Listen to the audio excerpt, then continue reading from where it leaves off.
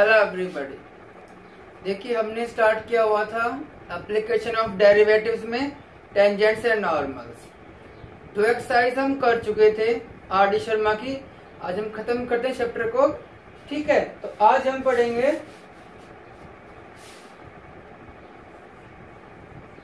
Angle of intersection of two curves. दो curve के बीच में एंगल ऑफ इंटरसेक्शन। देखिए पहले होता क्या है, हम पहले बेसिक्स करेंगे सारा।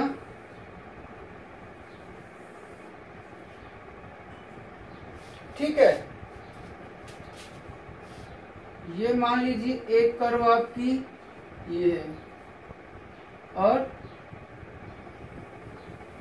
सेकंड कर्व आपकी इस तरीके से। ये मान लीजिए y is equal to f x और ये मान लीजिए y is equal to g x.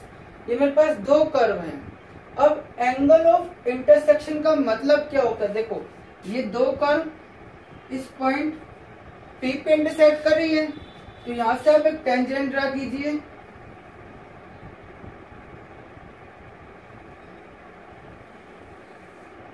और एक इस कर्व पे ड्रा कीजिए।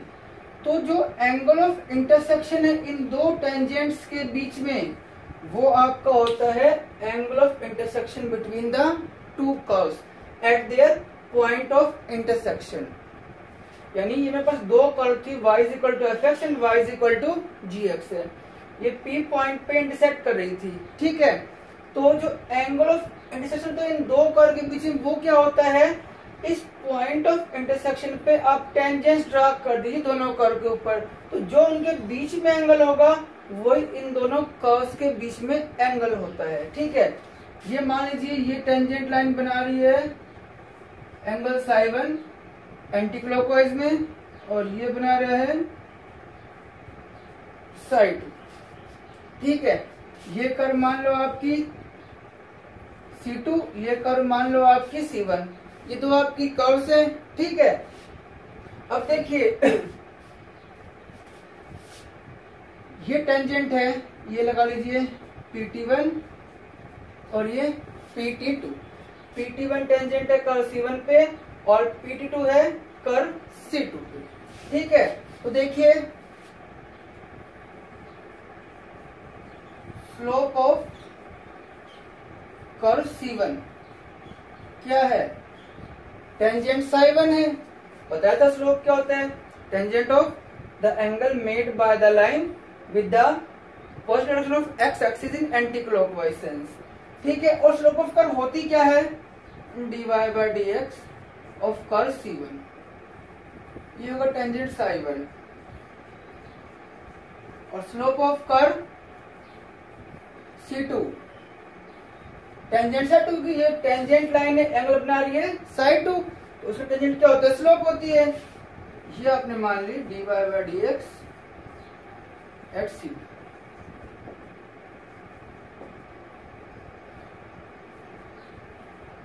Tangent psi 2। लेकिन मुझे तो क्या निकालना है? एंगल फाई निकालना है, क्योंकि ये एंगल क्या है? इन दो टेंजेंट्स के बीच में है और ये एंगल फाई क्या है? एंगल बिटवीन द कर्व्स है। अब आप देखिए ये एक ट्रायंगल बन रहा है, ये हो गया एक्सटीरियर एंगल, ये हो गया इंटीरियर अपोजिट एंगल। तो आपको पता है exterior angle is equal to sum of interior opposite angles. It means psi 1 क्या होगा? फाई प्लस साई 2 होगा। इसका मतलब फाई क्या आ गया? साई 1 माइनस साई 2 आ गया। दोनों तरफ टेंजेंट ले लो। Tangent phi is equal to tangent psi 1 minus psi 2। Tangent A minus B, tangent psi 1 minus tangent psi 2 over 1 plus tangent psi 1 psi 2।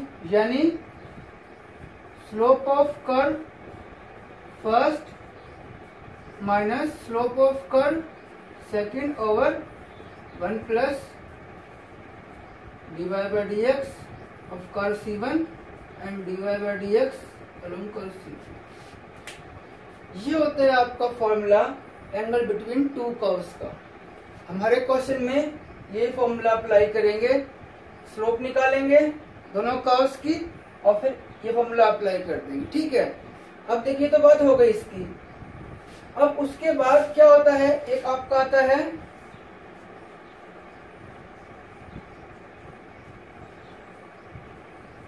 Orthogonal curves. Orthogonal curves का मतलब होता है जब एंगल आपको क्या आ जाए π/2, यानी दोनों टेंजेंट आपस में क्या हो जाए परपेंडिकुलर। अब दोनों क्या हो गए परपेंडिकुलर हो गए, इसका मतलब क्या हो गया, दोनों की स्लोप गुणा कितना हो जाएगा -1। It means dy/dx and dy/dx of curve C2। अगर ये -1 आ गए तो आपकी क्या आएंगी कर्व्स, ऑर्थोगोनल कर्व्स कहलाएंगे। ठीक है, उसके बाद अगर मान लीजिए dy/dx eight C1 dy/dx eight C2, यानी अगर आपका एंगल 0 डिग्री हो गया तो दोनों स्लोप क्या होंगी बराबर होंगी। बराबर होंगी तो इसका मतलब क्या है कि वो जो कर्व्स को क्या करेंगी टच ईच अदर। ओके, अगर आपकी जो कर्व्स की जो स्लोप्स हैं अगर दोनों बराबर हो गई हैं तो कर्व्स क्या करेंगी टच करेंगी। ठीक है, अगर मल्टीप्लाई -1 है तो कर्व्स क्या होंगी ऑर्थोगोनल कर्व्स होंगी। ठीक है, ये था आपके फॉर्मूले। जनरली हम स्मॉलर एंगल ही लेते हैं दोनों के बीच में, और सेकंड एंगल वो कितना होगा π-5। ये दोनों क्या है, ये लीनियर पेयर हैं, तो एक फाई है तो कितना होगा 180 - 5 होगा। ये था आपका formula angle between two curves का, ये ऑर्थोगोनल कर्व्स का। और जब कर्व्स टच करेंगी तो स्लोप बराबर होंगी, और जब होंगी परपेंडिकुलर तो मल्टीप्लाई -1 दिखाना होगा। अब उसके बाद चीज देखो, अब बारी आती है क्वेश्चन की कैसे करने। देखो हमें दो चीज चाहिए, एक तो कौन सा पॉइंट ऑफ इंटरसेक्शन। क्यों, क्योंकि जब हम स्लोप्स निकालेंगे तो अब टेंजेंट कहाँ है, जहां पर दोनों कर्व्स मीट कर रही हैं वहीं पर आपने टेंजेंट ड्रा किया, वहीं पर आप निकालोगे स्लोप। तो एक तो चाहिए पॉइंट ऑफ इंटरसेक्शन और एक दोनों की स्लोप तो इस पॉइंट पे। तो आपको क्वेश्चन में क्या होगा, वो देगा कर्व्स, आपको कर्व देगा इस तरीके से। पहले आपको इन दोनों को सॉल्व करना है और पॉइंट ऑफ इंटरसेक्शन निकालना है, उसके बाद आप निकालेंगे angle of intersection between two curves.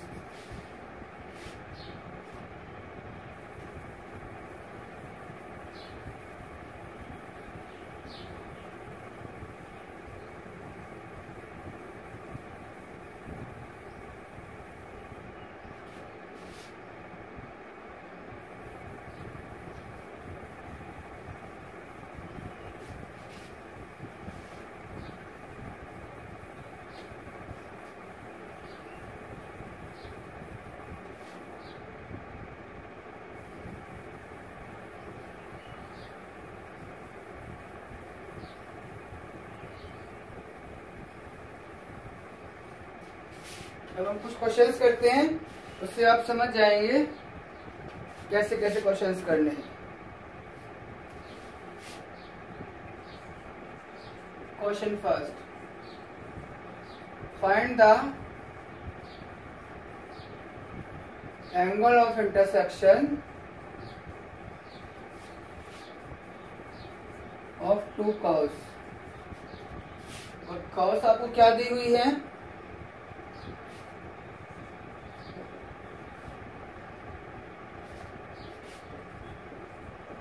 x=12।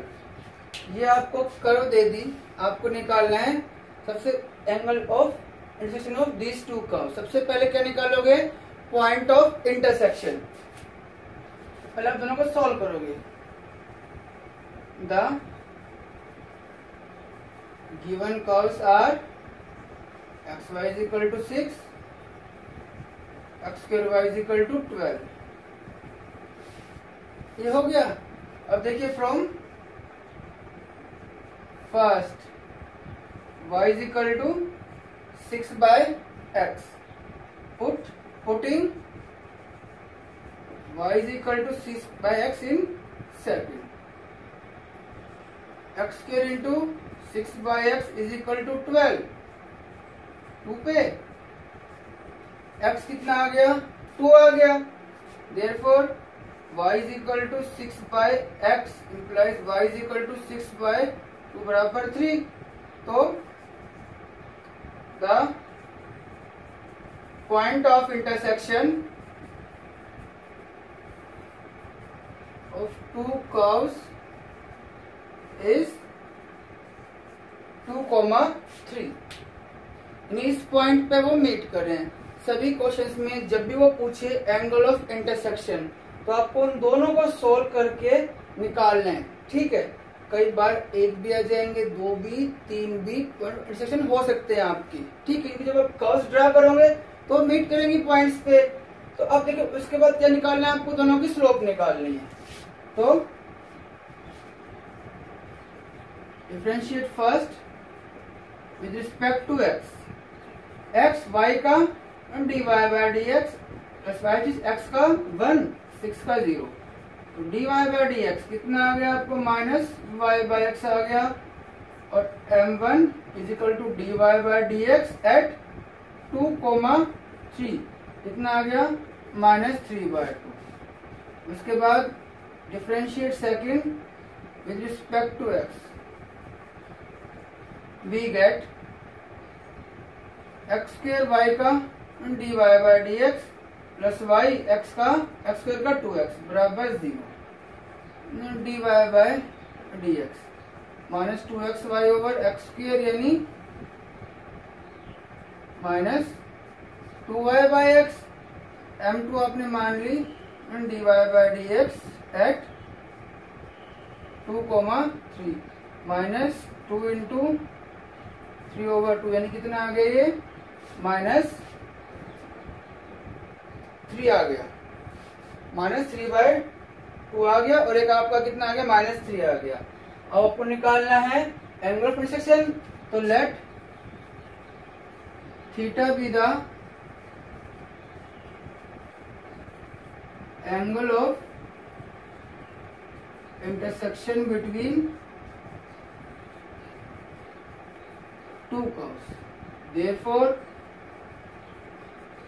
tan theta होगा क्या आपका, m1 minus m2 over 1 plus m1 m2। tan theta m1 minus 3/2 -3 over 1 plus -3/2 into -3 कितना आ गया, -3 प्लस 6 ओवर 2 और 2 प्लस 9/2, 2 3 9 कितना आ गया आपका, 3/9 1/3। थीटा कितना आ गया, tan इनवर्स 1/3। सॉरी ये 90 तो 11 हो जाएगा ना, 3/11। ये आपका आ गया एंगल बिटवीन टू कर्व्स। तो कंसेप्ट क्या है आपके पास कि जब भी वो आपसे पूछे एंगल ऑफ इंटरसेक्शन, सबसे पहले आप उन दोनों कर्व्स को सोल्व करेंगे और निकालेंगे point of intersection. Point of intersection एक से ज्यादा भी हो सकते हैं, ठीक है। उसके बाद आप निकालेंगे दोनों की स्लोप उन पॉइंट ऑफ इंटरसेक्शन पे, फिर आप अलग अलग एंगल्स निकालेंगे। ये कंसेप्ट है आपका हर क्वेश्चन के लिए, ठीक है। अब देखिए कुछ क्वेश्चंस में क्या होगा, मैं आपको बता देता हूँ। कुछ क्वेश्चंस में क्या आएगा, dy बाय dx तो आ जाएगा इन्फिनिटी 1 का, और 1 का dy बाय dx क्या आएगा, 0 आएगा। अब देखिए dy बाय dx इन्फिनिटी का मतलब क्या है, tangent parallel to y axis या परपेंडिकुलर टू एक्स एक्सिस। और जीरो का मतलब क्या है? Tangent parallel to x axis. कई क्वेश्चंस में आपके पास ये आएगा कि एक टेंजेंट की स्लोप आएगी इन्फिनिटी और एक की आएगी स्लोप जीरो। इसकी इन्फिनिटी, इसका मतलब वो टेंजेंट परपेंडिकुलर है एक्स एक्सिस के, ठीक है, और एक टेंजेंट है पैरेलल टू एक्स एक्सिस के, तो दोनों में एंगल कितना होगा? π/2 होगा। इस चीज का ध्यान रखना, कंफ्यूज मत होना।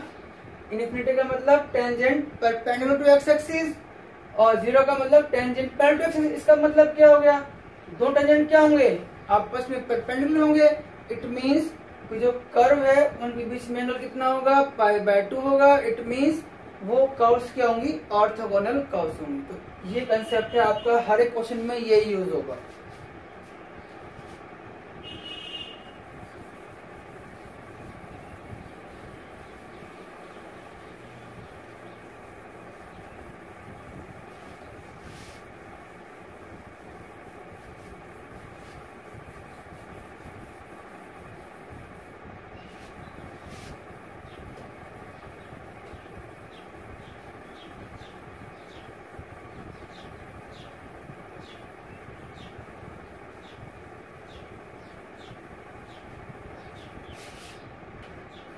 अब सेकेंड टाइप देखते हैं।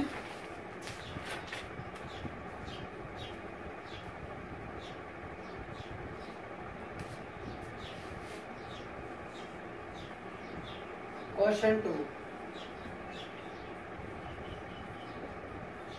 show that the curves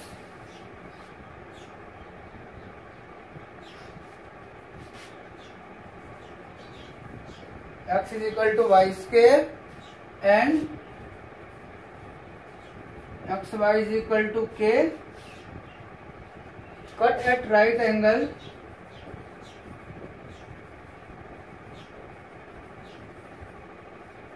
if and only if 8k square is equal to 1। यानी क्वेश्चन क्या है कि जो कर्व्स कट करेंगे राइट एंगल पे, कब? जब 8k स्क्वायर बराबर क्या होगा? 1 होगा। लेकिन हमेशा हमें कुछ भी दिखाना होगा, हमें पॉइंट ऑफ इंटरसेक्शन चाहिएगा।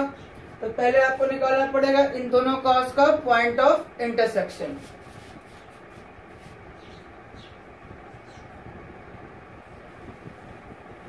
The given curves are x is equal to y square and xy is equal to k. Put x is equal to y square in second। क्या आ जाएगा? y square into y, y cube बराबर k और y is equal to k की power 1/3। From first x is equal to y square implies x is equal to k की power 2/3 square होगा तो 10। The two curves intersect each other at k की power 2/3 k की power 1/3। अब उसके बाद निकालेंगे स्लोप। तो differentiate first with respect to x, 1 is equal to 2y dy by dx implies dy by dx is equal to 1 over 2y। तो late m1 is equal to dy by dx। ये इनका point of intersection है, इसको P मान लीजिए। यानी तो सिर्फ P लिख दोगे, यहाँ तो कोई दिक्कत नहीं आएगी। 1 over 2k की power 1/3। Differentiate second with respect to x, तो x dy by dx plus y, x का 1 k का 0 dy by dx minus y by x। m2 कितना होगा dy by dx at p minus k की power 1/3 and k की power 2/3, तो कितना बचा -1 k की पावर 1/3। ये आ गए दोनों की स्लोप्स।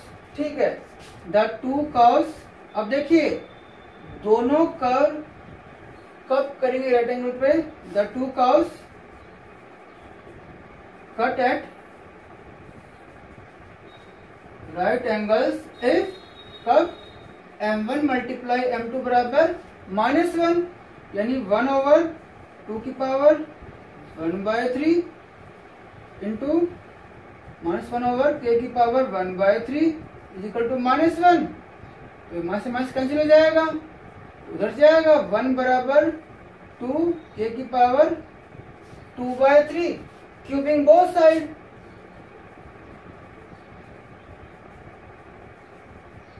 वन बराबर 8 k स्क्वायर, ये आपको प्रूव करना था।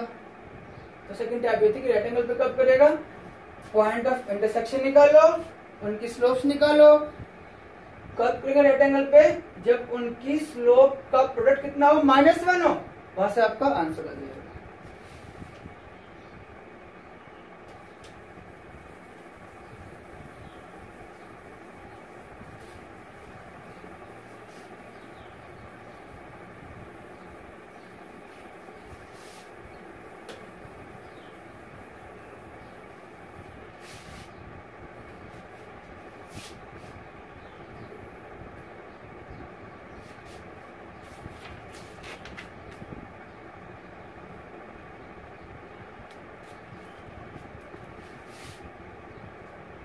देखिए लेवल 2 का क्वेश्चन देखिए मैंने जो आपको टाइप्स, मैंने सारी टाइप्स करवा दी, सभी में एक ही कंसेप्ट लगेगा। अब कुछ क्वेश्चन में क्या है कि कर्व्स टच ईच अदर, उसमें क्या होगा, आपको दोनों की स्लोप बराबर दिखानी पड़ेगी, तो आप पॉइंट ऑफ इंटरसेक्शन निकालेंगे, स्लोप दोनों की उस पर बराबर दिखा देंगे तो कर्व्स टच कर जाएंगे, तो आप कर सकते हैं, इसमें कोई प्रॉब्लम नहीं है। अब देखिए नेक्स्ट देखिए, show that the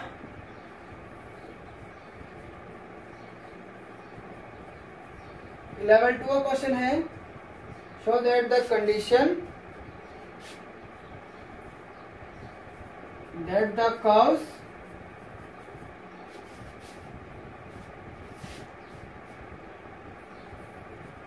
ax square plus by square is equal to 1 and a dash x square plus b dash y square is equal to 1 should intersect orthogonally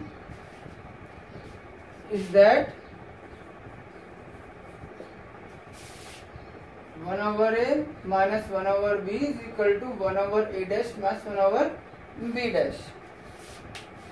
ये आपको दिखाना है कि जो कर्व्स हैं ये इंटरसेक्ट करेंगे ऑर्थोगोनली, तो कंडीशन क्या आएगी, ये आपस में बराबर होंगे। तो अब देखिए इस क्वेश्चन में, ऐसे क्वेश्चन में, ये आपके लेवल 2 में एक्सरसाइज में भी है, ये आपका एग्जांपल है। यहाँ पर आपको तो दिक्कत होगी मानने में, निकालने में पॉइंट ऑफ इंटरसेक्शन। तो इस केस में क्या करेंगे, आप यहाँ पर मान लेंगे Px1y1 उसका पॉइंट ऑफ इंटरसेक्शन है, उससे मेरा प्रूव हो जाएगा। कैसे, देखिए let Px1y1 be the point of intersection of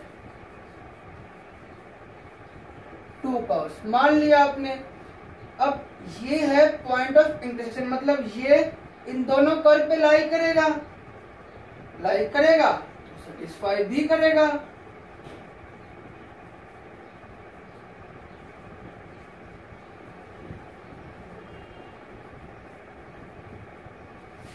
हो गया। अब उसके बाद आपको क्या निकालनी है, स्लोप्स निकालनी है। Differentiate first with respect to x, 2ax 2by dy by dx is equal to 0 and dy by dx is equal to minus 2ax over 2by यानी माइनस ax ओवर by। तो आपने मान लिया m1 मान लिया dy by dx at x1 y1 minus ax1 over by1। फिर आप करेंगे इसको differentiate second with respect to x। तो 2a dash x 2b dash y का dy बाई x बराबर 0 dy बाय dx कितना आ जाएगा माइनस 2a डैश x और 2b डैश y m2 मान ली dy by dx at x1 y1 कितना आ जाएगा minus a dash x1 b dash y1। अब वो कर्व इंटरसेक्ट करिए orthogonally. The two curves intersect orthogonally if m1 into m2 कितना होगा -1 यानी ax1 और by1 minus multiply a dash x1 over b dash y1 is equal to -1। तो देखो ये क्या बन जाएगा a डैश x1 स्क्वायर ये उधर जाएगा b dash y1 square minus का। ये तो अभी कंडीशन ही है आपके पास, ठीक है। लेकिन लोग क्या दिखाना है, ये दिखाना है, तो आपको सोल्व करना पड़ेगा। अब आप एक काम कीजिए, सब्ट्रैक्ट फोर्थ फ्रॉम थर्ड।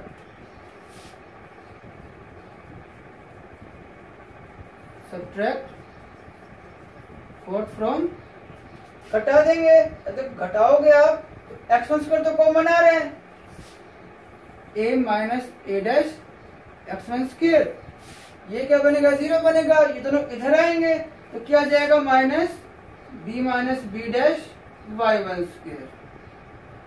ये आपकी 6 आ गई। डिवाइड कर दो आप फिफ्थ को 6 से, dividing fifth by 6 we get a minus a dash over a dash b minus b dash over b dash. अलग अलग डिवाइड करोगे 1 over a dash minus 1 over a 1 over b dash minus 1 over b। ये इधर जाएगा और ये इधर आएगा। 1 over a dash minus 1 over b dash 1 over a minus 1 over b। तो ऐसे क्वेश्चन में आपको x1 y1 आपको पॉइंट ऑफ इंटरसेक्शन मानना है, और उसी को लेकर चल के आपको कंडीशन अपने आप आ जाएगी आपके पास।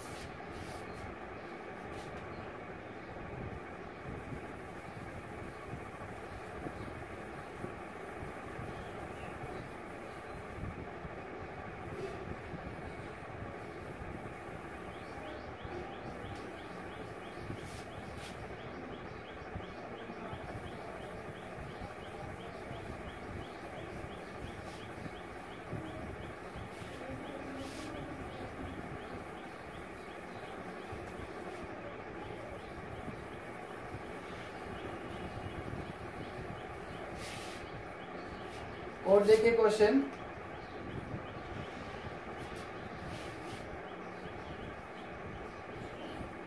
At the straight line x cos alpha plus y sin alpha बराबर p which is the curve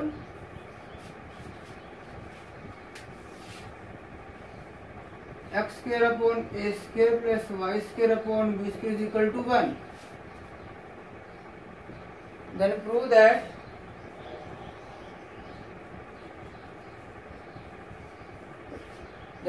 that a square cos square alpha plus b square बराबर p। ये प्रूव करना है कि अगर ये लाइन इस कर्व को टच करती है, then prove that this। अब देखो थोड़ा सा कंसेप्ट हिंदी बना लो। अब ये इसको टच करती है मतलब ये लाइन इस कर्व के टेंजेंट है, ठीक है। फिर आपने फर्स्ट एक्सरसाइज में सेकंड एक्सरसाइज में किया था कि आपने मान लिया x1 y1 point of intersection मान लिया आपने, ठीक है। फिर आपने किया था कि ये जो आपकी कर्व है इस पे जो आपकी इक्वेशन ऑफ टेंजेंट आई थी वो क्या आई थी, x x1 over a square y y1 over b square is equal to 1। ये आई थी इक्वेशन ऑफ टेंजेंट इस कर्व पे, ठीक है। आप प्रूव कर चुके हैं। और वो कहते हैं कि ये लाइन भी क्या है, इसको टच कर रही है, मतलब ये भी क्या है, इसके टेंजेंट ही है, यानी x cos alpha plus y sine alpha बराबर p, दोनों टेंजेंट ही है इसके। इसका मतलब क्या हो गया, ये दोनों क्या है, एक ही लाइन है, सेम ही लाइन है। अगर दोनों लाइन सेम है इसका मतलब a1 अपॉन a2 यानी x1 over a square upon cos alpha is equal to y1 over b square over sine alpha is equal to 1 over p आएगा। दोनों लाइन क्या है, सेम ही है। इसका मतलब x1 क्या आ गया, a square cos alpha over p, y1 क्या आ गया, b square sine alpha over p। x1 y1 आ गया। अब ये जो x1 y1 है ये इस कर्व पे लाई करते हैं, सेटिस्फाई करेंगे। इट मींस x1 का square over a square, y1 का square over b square is equal to 1। Put कर दो a4 cos square alpha over p square a square, a4 sine square alpha over b square p square is equal to 1। ये तो क्या हो जाएगा, square, ये क्या हो जाएगा, स्क्वायर, ये p स्क्वायर इधर चला जाएगा तो a square cos square alpha b square sine square alpha is equal to कितना आ गया आपका, p स्क्वायर आ गया। इसे किसे करना था, ये आपके टेंजेंट्स और नॉर्मल्स खत्म हो गए हैं। अब हम नेक्स्ट लेक्चर में हम स्टार्ट करेंगे increasing and decreasing function. Thank you and have a nice day, stay home, stay safe.